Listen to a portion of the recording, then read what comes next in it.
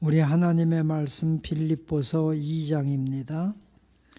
하나님의 말씀 빌립보서 2장 12절부터 18절 말씀까지, 빌립보서 2장 12절부터 18절 말씀까지 우리 다 함께 똑같이 함께 봉독하겠습니다. 12절입니다. 그러므로 나의 사랑하는 자들아, 너희가 나 있을 때뿐 아니라 더욱 지금 나 없을 때에도 항상 복종하여 두렵고 떨림으로 너희 구원을 이루라. 너희 안에서 행하신 이는 하나님이시니 자기의 기쁘신 뜻을 위하여 너희에게 소원을 두고 행하게 하시나니 모든 일을 원망과 시비가 없이 하라. 이는 너희가 흠이 없고 순전하여 어그러지고 거스리는 세대 가운데에서 하나님의 흠없는 자녀로 세상에서 그들 가운데 빛들로 나타내며 생명의 말씀을 밝혀 나의 다름질이 헛되지 아니하고 수고도 얻지 아니하므로 그리스도의 날에 내가 자랑할 것이 있게 하려 함이라. 만일 너희 믿음의 재물과 섬김 위에 내가 나를 전제로 드릴지라도 나는 기뻐하고 너희 무리와 함께 기뻐하리니 이와 같이 너희도 기뻐하고 나와 함께 기뻐하라. 아멘. 오늘도 주님의 크신 은혜가 우리 모두에게 함께 하시기를 주님의 이름으로 축원합니다. 겨울이 되고 날씨가 차가워지면서 많은 어려운 이웃들이 있습니다. 고난당하는 이웃들, 독거노인들, 또 가장 청소년들, 어려운 가정들이 많이 있어요. 우리 교회에서 매년마다 그들에게 연료도 공급하고 선행을 실천했는데, 그 모든 이웃들, 어려움 당하고 고난 당하는 추운 겨울에 힘들어하는 모든 이웃들에게 하나님의 은총이 함께 하시기를 축복합니다. 오늘 12절에 보면 그러므로 나의 사랑하는 자들아, 그러므로는 앞에 말씀하고 이어지는 거예요.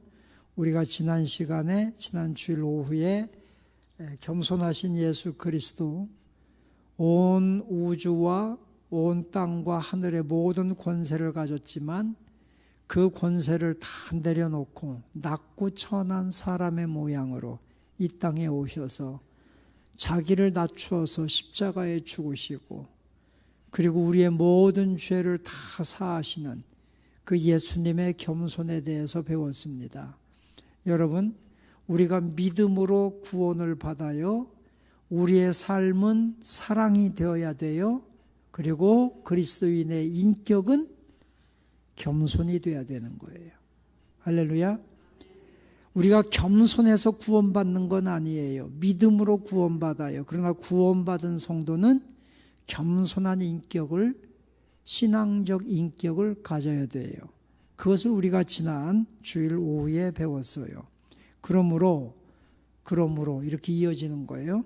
나의 사랑하는 자들아, 예수님께서 십자가에 죽으시고 낮고 또 낮아지시고, 그랬더니 하나님이 그리스도를 높여주셨고, 하늘과 땅과 땅 저 바다의 깊음과 모든 우주상에 있는 모든 이름을 예수 이름 앞에 무릎 꿇게 하시고 예수 이름을 높여주셨다.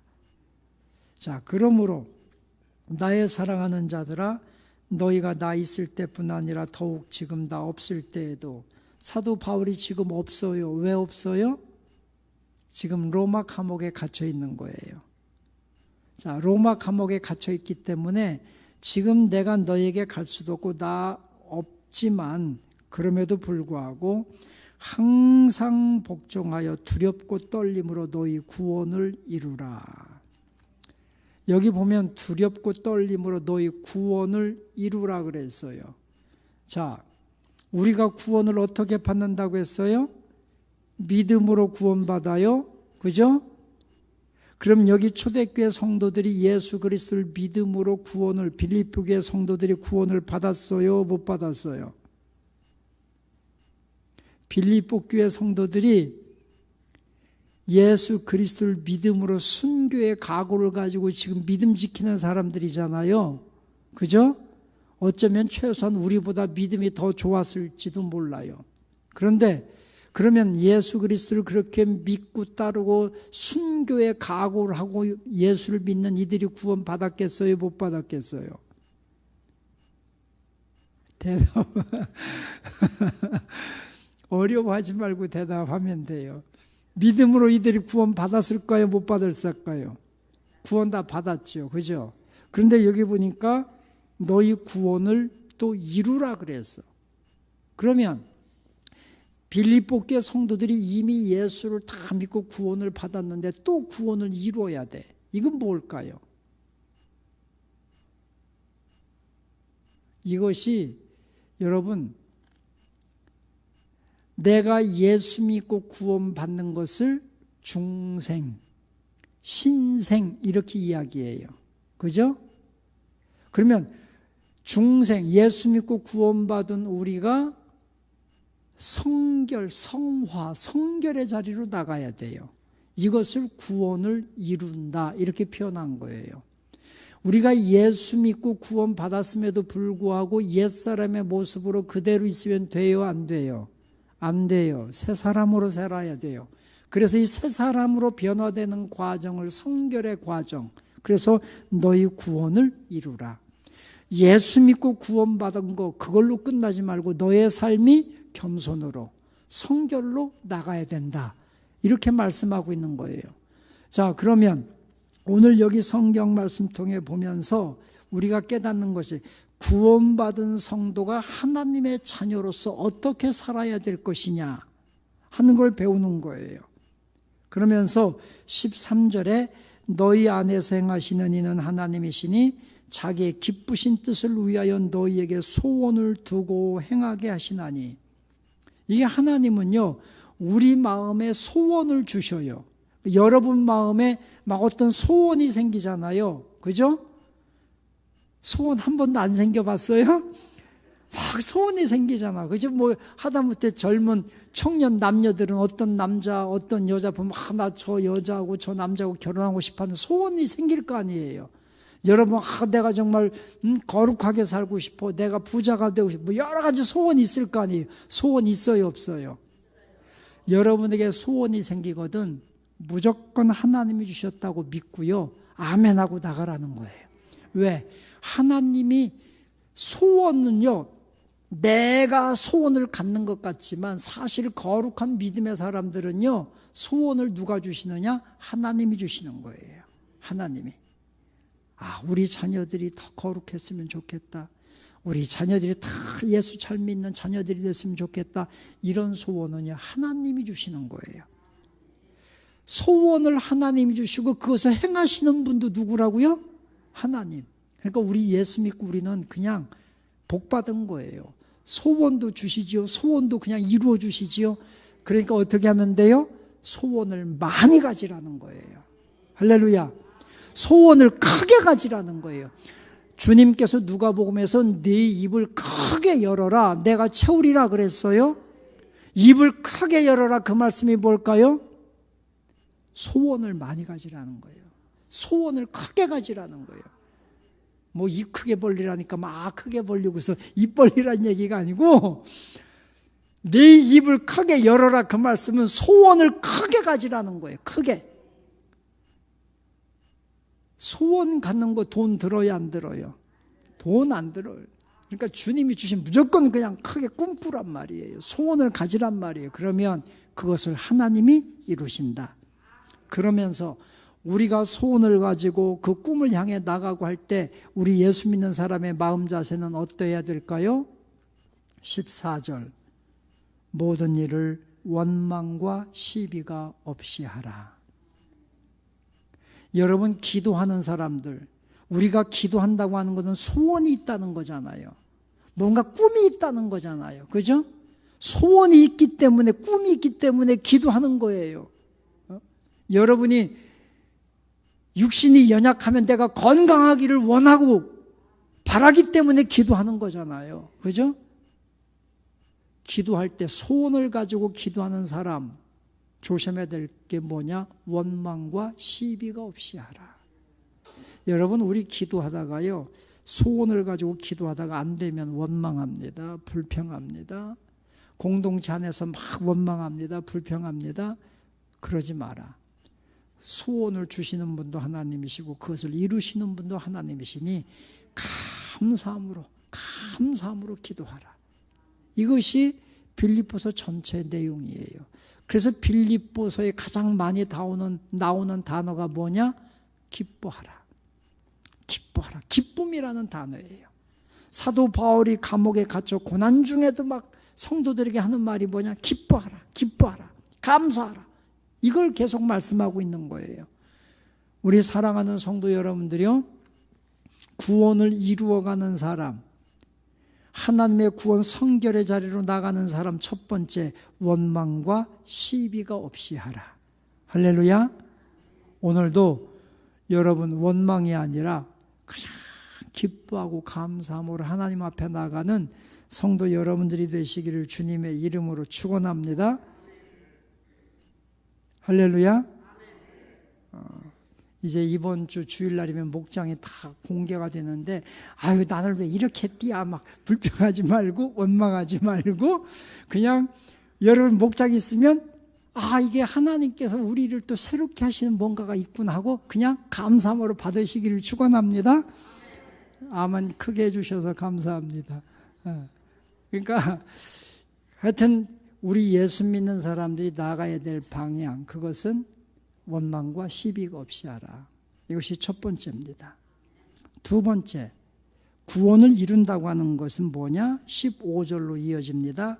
이는 너희가 흠이 없고 순전하여 어그러지고 거스르는 세대 가운데서 하나님의 흠 없는 자녀로 세상에서 그들 가운데 빛들로 나타내라. 하나님의 흠 없는 자녀로 살아라. 여러분, 우리 예수 믿는 사람들은요, 이 시대가 어떤 시대라고 했습니까? 어그러지고 거스르는 시대라고 그랬습니다. 어그러지고 거스러진 이 시대 가운데, 이 세대 가운데서 우리는 하나님의 흠 없는 자녀로 살아라. 우리에게는 약점이 많아요. 연약함이 많아요. 흠이 많아요. 그럼에도 불구하고 흠이 없는 자녀로 살으라고 했습니다. 흠이 없는 자녀는 어떤 삶입니까? 빛으로 살아라. 그들 가운데 빛으로 나타내라. 그렇게 말씀하는 거예요. 여러분, 세상의 빛이 되시기를 주님의 이름으로 축원합니다. 우리가 서로 볼 때 흠 많잖아요. 약점도 많잖아요. 그럼에도 불구하고 우리는 다 상대방의 다른 사람의 약점을 보는 사람이 아니라 장점을 봐주고 그들 서로가 격려하고 함께하는 우리 성도 여러분이 되시기를 주님의 이름으로 축원합니다. 할렐루야. 여기 성경 말씀 보니까 우리가 구원을 이룬다고 하는 것은 흠이 없는 자녀로 살아라. 예수 그리스도의 십자가의 보혈에 흠뻑 젖어 사는 여러분 되시기를 주님의 이름으로 축원합니다. 예수 그리스도의 그 피로 흠뻑 젖어 있을 때 우리는 흠없는 자녀가 되는 줄로 믿습니다. 예수 그리스도의 십자가의 피, 그 은혜. 가만히 이렇게 제가 묵상으로 설교 준비하면서 겨울이잖아요.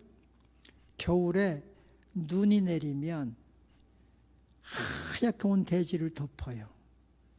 그 눈이 대지를 덮을 때 보면 거기에는 쓰레기도 있고 더러운 것도 있고 뭐 소똥도 있고 개똥도 있고 다 있는데요.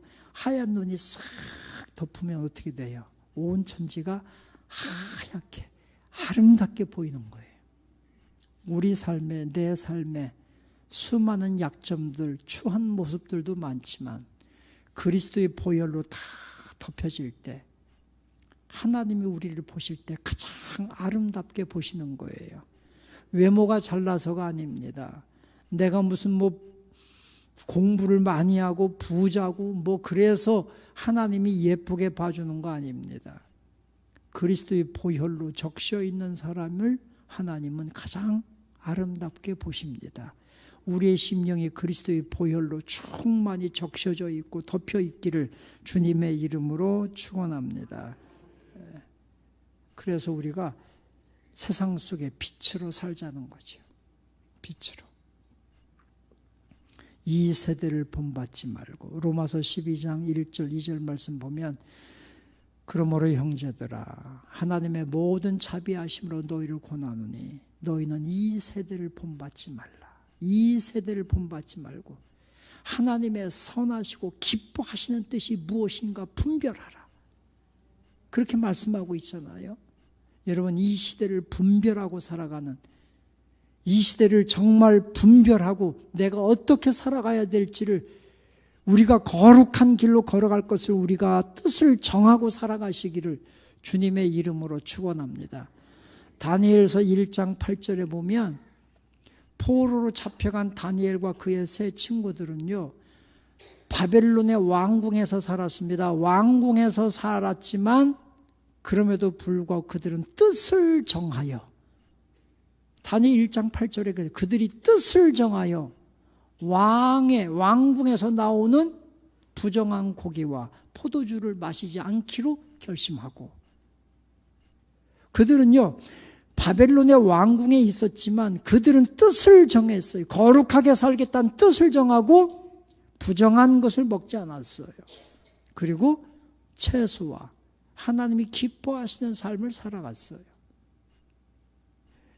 이 시대 우리가 다니엘과 그의 세 친구처럼 뜻을 정해야 되는 시대입니다.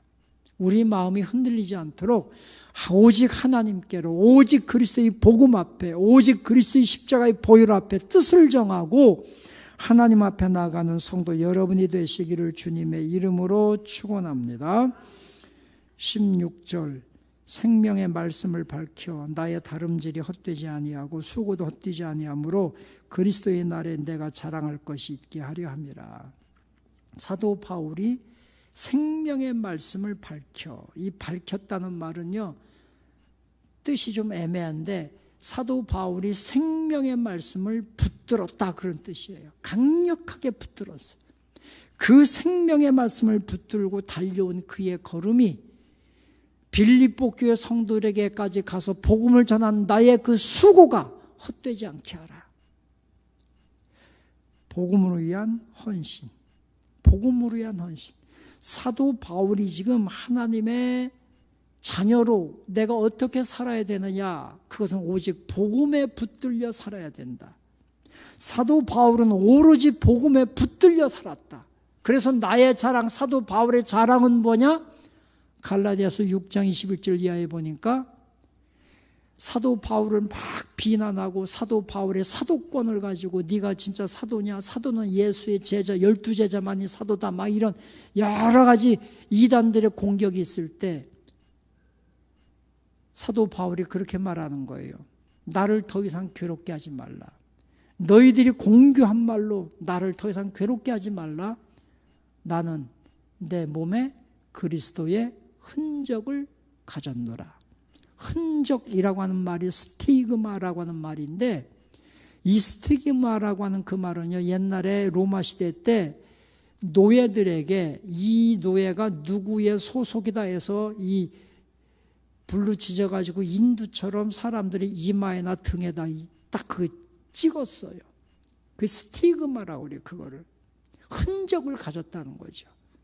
그 흔적이 예수 그리스도의 복음으로 해서 그가 당한 수많은 고난들, 수많은 아픔들, 수많은 그의 삶에 가지고 있는 육체적 연약함들, 이것이 오직 그는 복음을 위하여, 복음을 위한 헌신의 흔적이라고 그렇게 사도 바울은 말하고 있는 거예요.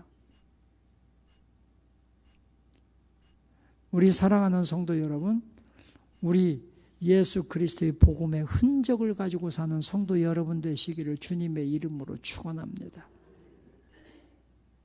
어느 권사님이 열심히 주님을 해 너무, 목사님 저요 주님을 해 너무 봉사하다가요 손에 관절이 왔어요. 관절염이 왔어요. 그리스도의 흔적이라고 생각해. 그리스도의 흔적. 목사님 내가 교회에서 너무 열심히 하다가 뭐 허리가 아프고 막 좌골 신경통이 오고 뭐 목 디스크가 오고 그 주님을 위해서 그랬다면 여러분 그리스도의 흔적이라고 생각하세요. 스티그마, 하나님의 탁 찍어놓은 인장이다. 할렐루야. 그런 흔적들을 갖고 사는 여러분 되시기를 주님의 이름으로 축원합니다. 반 놀러가서 관광버스 타고 춤추다가 허리 삐끗해가지고 다치지 말고 그런 거 아무 소용없어요. 오직 주님을 위해 헌신하라. 주님을 위한 그 복음의 흔적을 가질 때, 그죠? 내가 전도 나가서 전도하다가 예수 안 믿는 사람이 내 마음에 엄청나게 상처를 줬어. 내 마음에 막 두려움이 생겨요. 전도 나가려면 막 두려움이 생겨. 그것도 그리스도의 흔적이다. 마음의 상처도. 여러분, 우리가 사도 바울처럼 그리스도의 흔적을 가지고 복음을 위한 흔적을 가지고 사는 복된 자들이 되시기를 축원합니다. 그래서 우리가 복음을 위해서 헌신하자는 거죠. 생명의 말씀.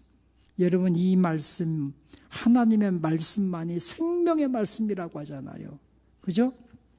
여러분, 유교의 경전이 있어요. 불교의 불경 경전이 있어요. 모든 종교, 마호멧의 경전이 있어요. 모든 종교들이 다 경전을 가지고 있는데요. 이 경전을 생명의 말씀이라고 하는 것은 기독교밖에 없는 거예요. 왜? 하나님만이 살아계시고 그리스도만이 살아계시고 그분이 우리에게 참 구원의 생명을 주시는 분이기 때문에 이 복음이 생명의 복음인 거예요. 이 복음을 붙들고 살아가는 여러분 되시기를 주님의 이름으로 축원합니다.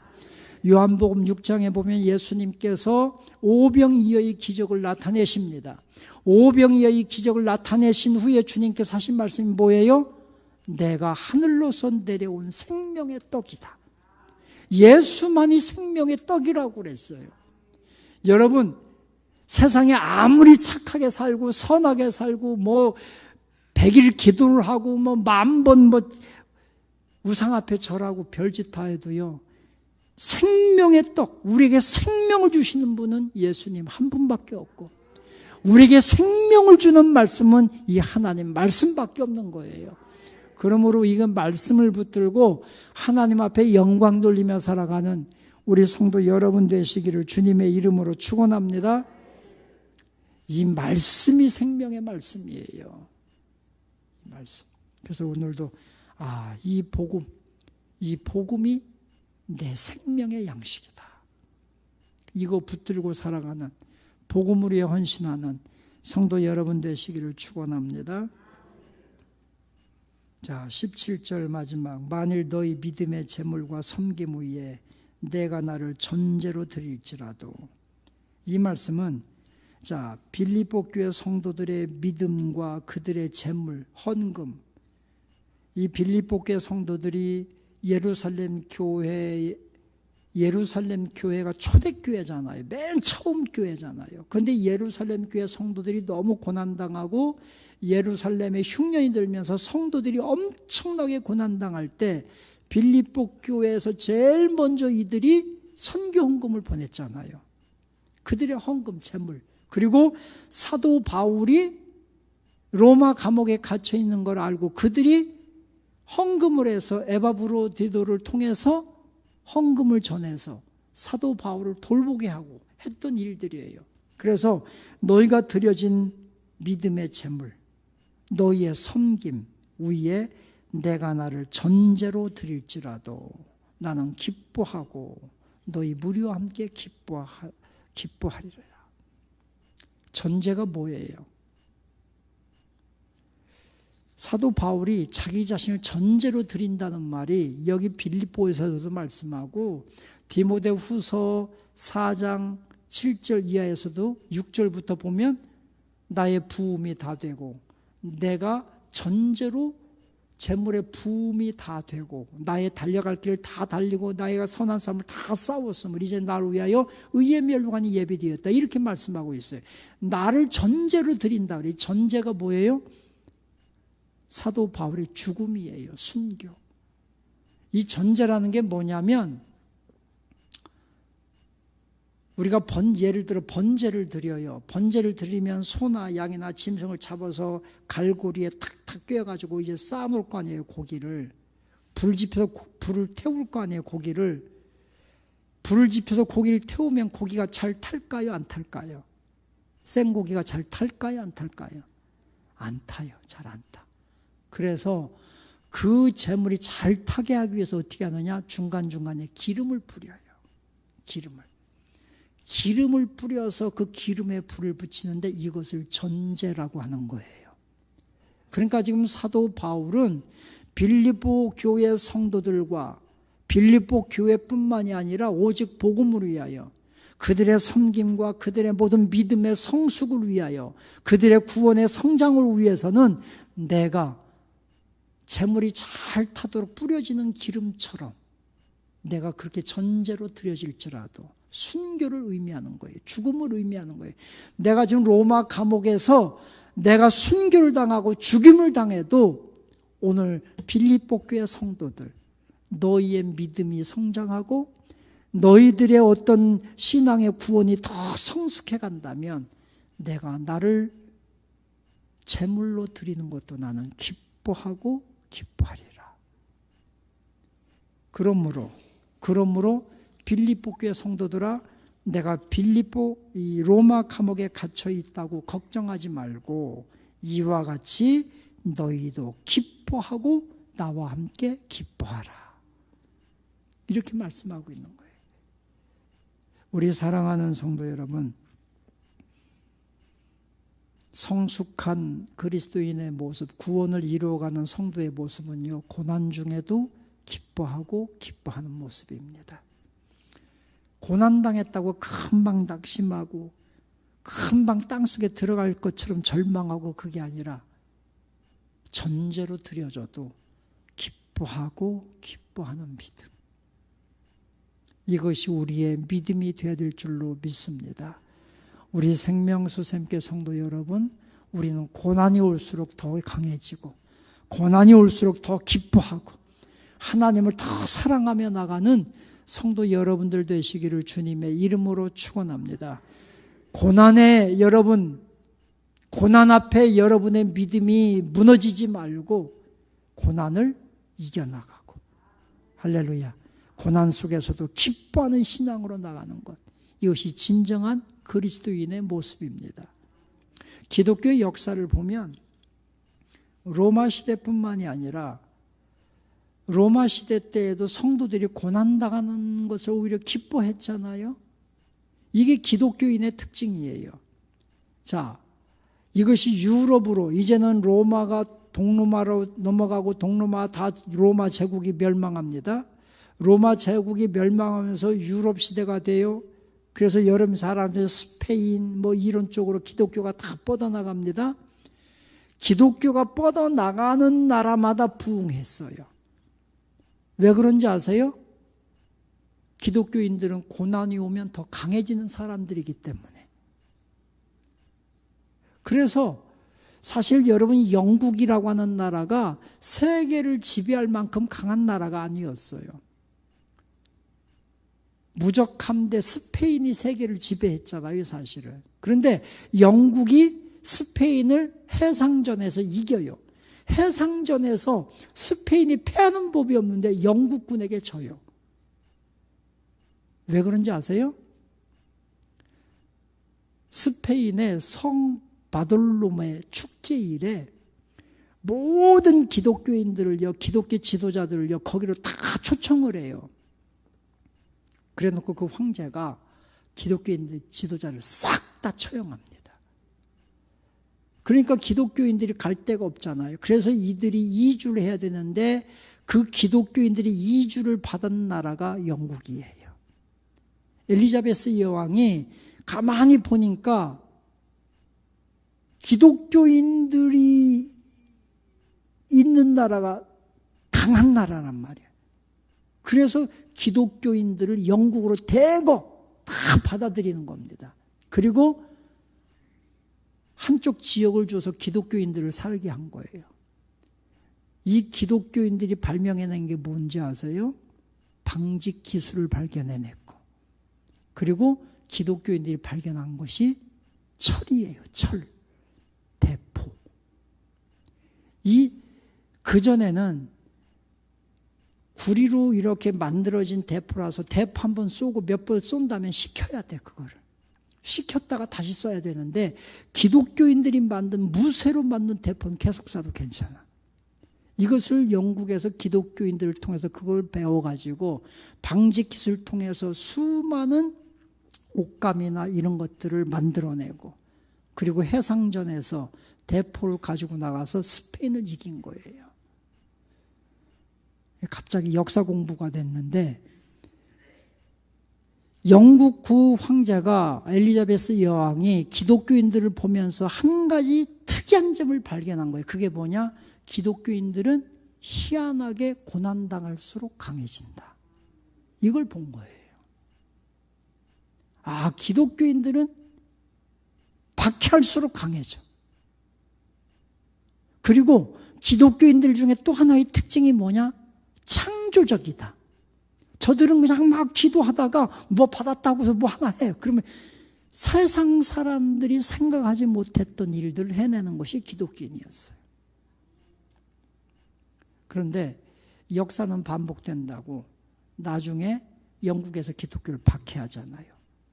그래서 거기에서 청교도 신앙인들이 신앙의 자유를 찾아 떠나서 발견한 곳이 아메리카 대륙인 거예요. 미국.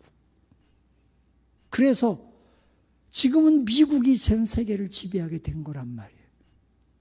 여러분, 그 기독교가 한국에 들어왔잖아요. 그래서 한국 140년 전에 한국에 기독교가 들어와서 이렇게 전쟁으로, 일제시대 전쟁 거치며 다 무너진 대한민국을 이렇게 세계 속에 10대 경제국가로 세우고요, 6대 군사국가로 세운 거는 제 생각이에요. 이거 다 기독교인들 때문이에요. 진짜예요. 예수 믿는 사람들 때문에 우리나라가 이렇게 복받은 거예요. 창조적이잖아요. 고난 당할수록 강해졌잖아요. 그것이 이 민족을 부흥시킨 거 아닙니까? 그런데 지금 그 믿음이 다 사그러들고 있는 거예요. 다 사그러들고 있어요. 세상의 타락한 문화에, 쾌락에, 세상의 모든 즐거움에 다 뺏기고 있는 거예요. 조금만 자존심 상하면 교회 떠나고. 이런 시대 속에서 우리 성도 여러분, 고난을 즐거워할 수 있는 믿음의 사람들이 되시길 축원합니다. 고난에 굴복당하지 말고 고난을 이겨내는 하나님의 사람들이 되시기를 축원합니다. 할렐루야. 우리 고난이 올수록 강해집시다. 마귀의 시험이 올수록 강해집시다. 성도가 승리합니다. 할렐루야. 오늘도 이 은혜가 우리 안에 충만히 거할 수 있기를 주님의 이름으로 축원합니다. 아멘. 우리 옆 사람과 인사합시다. 멋진 그리스도인이 됩시다. 할렐루야. 아멘.